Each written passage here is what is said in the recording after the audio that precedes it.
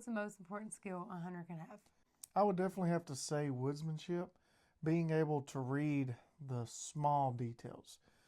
Most hunters, they can see scrapes, they can see rubs, they can see deer poop, but knowing if that deer poop's fresh or it happened a week ago is a big difference. But when you get down to seeing faint trails through the woods, just, leaves being kicked up, being able to identify tracks in the leaves, that kind of stuff is going to separate you from most hunters. Because, like I said, most hunters can read sign when it comes to rubs or scrapes or something like that. But being able to read those fine details, even down to, if you're in a growed up field and you can tell where the deer have been browsing, green stems off certain plants, you can see where they've nipped them off and everything like that. So the fine details that come with being a good woodsman.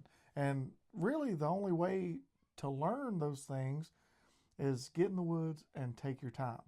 I'd go to hunt, and my hunt wouldn't start until I got to the tree stand, right?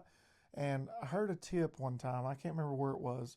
I think it might have been Hunting Public or, Probably. some channel like that.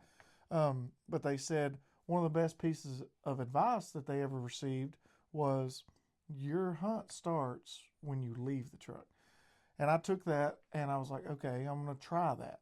And I can't tell you how many times just from the truck to the stand, especially midday, that I've walked up on deer feeding.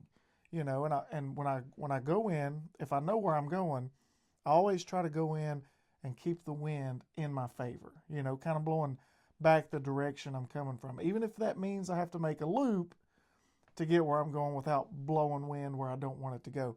But one of the best pieces of advice I got was my hunt starts when the truck door closes. And by doing so, if you have that mentality, you take everything slower, right? If you're hunting, you're creeping, you're looking, you're constantly stopping. If you get up to a ridge point and you can see kind of the other ridge over there, you're glassing with your binoculars looking.